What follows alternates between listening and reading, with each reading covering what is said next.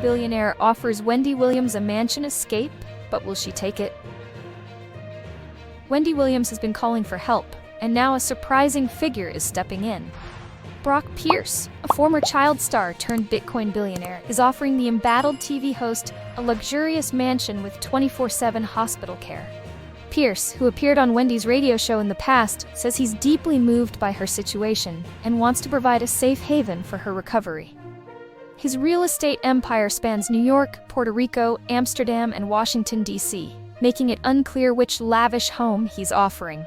This comes after Wendy, 60, threw a handwritten note begging for help out of her assisted living facility, prompting NYPD intervention. While doctors recently confirmed her mental capacity is intact, she remains under a court-ordered guardianship she has likened to a prison. The question remains, will Wendy take the offer and break free from the system she claims is holding her back? From 90s fame to life on wheels, Dawn Robinson opens up about living in her car. Dawn Robinson, once a chart-topping member of En Vogue, has shocked fans with a deeply personal revelation. She's been living in her car for nearly 3 years. In a candid video posted to her YouTube channel on Tuesday, Robinson, known for hits like My Lovin' and Hold On, opened up about her unexpected journey from music stardom to what she calls an adventure in unconventional living. For the past 3 years, I've been living in my car, she admitted, taking a deep breath before adding with a nervous laugh. I said it. Oh my God, it's out. Robinson's story took a turn in 2020 when she moved in with her parents in Las Vegas. But when that arrangement fell apart, she faced an uncertain future. A co-manager offered her a place in Los Angeles, but when she arrived, she quickly realized he had no room for her. Instead, she found herself in a hotel for 8 months before turning to a new way of life: car living. Rather than seeing it as a setback, Robinson embraced it as a journey of self-discovery. At first, it was scary, but once I got used to it, I felt free, like I was on a camping trip, she shared. She's not looking for sympathy. Instead, she hopes her story will inspire others to find strength in difficult times. It's not woe is me. I'm learning about myself as a person, as a woman. Robinson now plans to document her life on the road, proving that resilience isn't just about where you live, it's about how you live. Spotify paid out a record $10 billion in 2024, but are artists really benefiting? Spotify has made history by paying out over $10 billion to the music industry in 2024, bringing its total payout to nearly $60 billion since its launch in 2006. But while those numbers sound impressive, a deeper dive into the streaming economy reveals a different story. According to Spotify's latest Loud and Clear report, the world's largest music streaming service states that 70% of its revenue goes back to the music industry, with 1,500 artists generating over $1 million in royalties from Spotify alone in 2024. Independent artists and labels collectively earned more than $5 billion from the platform last year. However, here's the catch. Artists don't receive the full amount.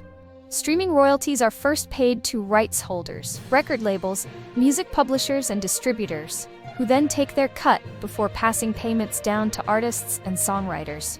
Who really gets paid? Spotify reports that $4.5 billion was paid to publishing rights holders in the past 2 years. But songwriters are still at the bottom of the food chain. Each stream generates approximately $0.004, but only 14% of that goes to the publishing side, which includes publishers, performance rights organizations, PROs, and songwriters. To break it down, 56% goes to the label, artist, and distributor. 30% is kept by Spotify. 14% goes to publishers and songwriters. Of that 14%, the songwriter only gets 68 cents. And that amount is often divided between multiple co-writers, leaving individual songwriters with mere fractions of a cent per stream.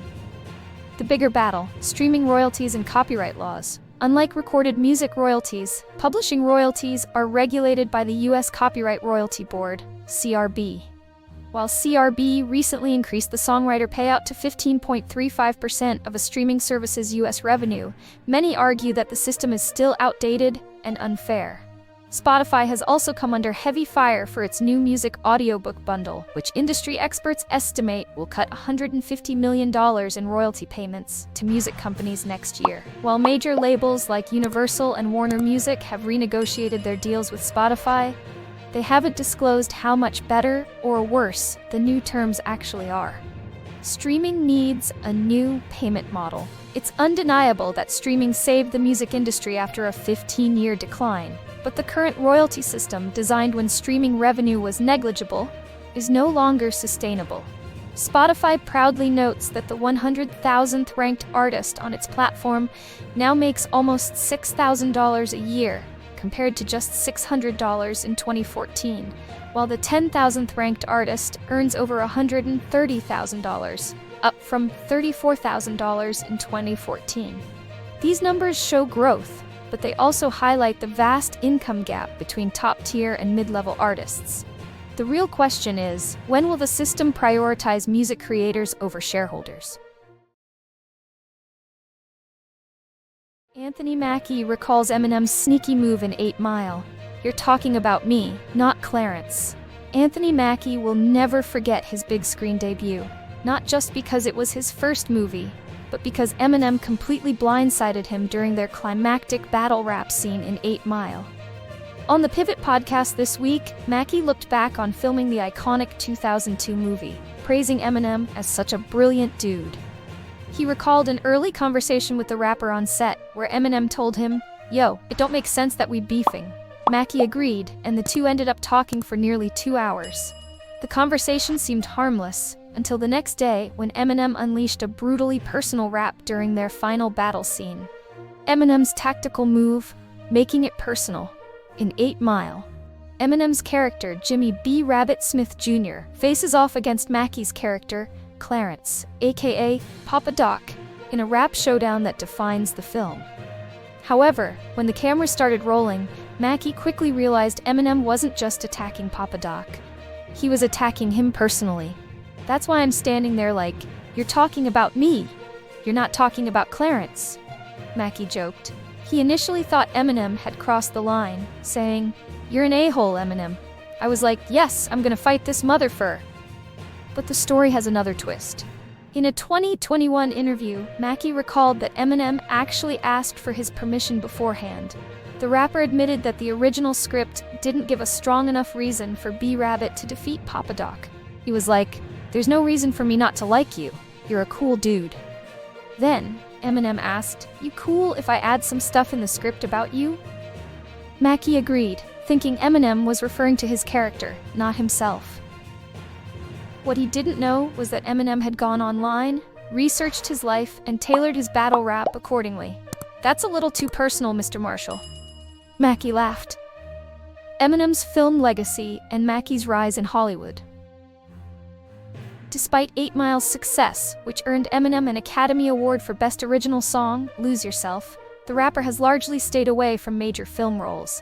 Instead, he's made occasional cameos in movies like The Interview and shows like BMF. Meanwhile, Mackie has risen to A-list status, most recently taking over as the new Captain America in Marvel's Captain America: Brave New World. One thing is clear, Eminem may have won that rap battle, but Mackie has been winning in Hollywood ever since.